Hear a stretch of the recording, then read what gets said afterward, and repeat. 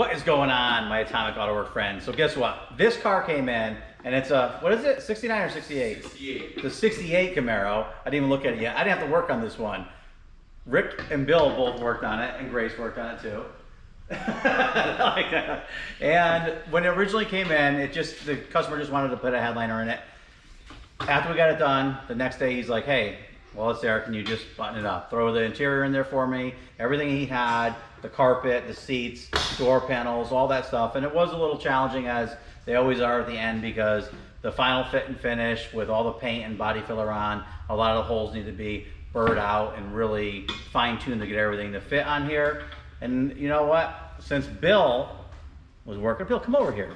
Come on over here. Yeah, where do you want to go? You're too tall. I don't think the camera's wide angle enough. So, Bill, can you tell us how you feel about the job you guys did on this one?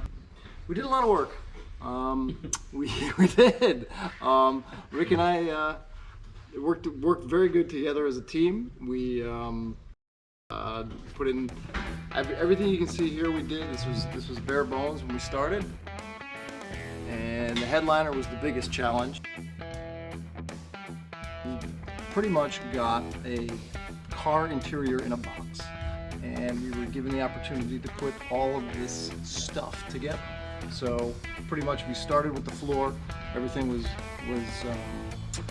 bare metal, and we went and put insulation down, sound deadening. We went in and put the rear divider in, package tray in back. All this is repro stuff, so it needed some finesse to actually get in and take shape and look decent. So we definitely had a challenge on our hands. So we had back seat put in. We put the rear door cards, door handle, window handles, cranks.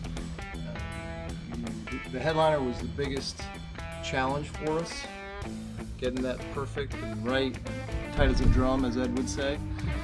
Had to be right on. That took a good part of the day just to get it squared away. Dome light we put in.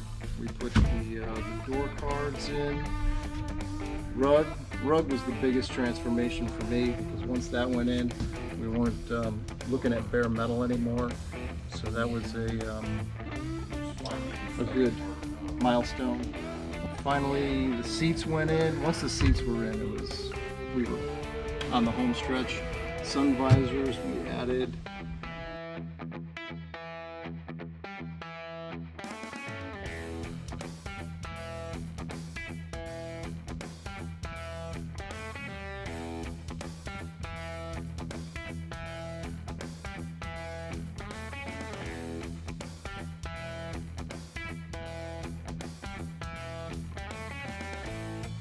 The most exciting thing for me was watching this 53-year-old car basically take shape again and get back out in the world, so that somebody else could drive this thing again.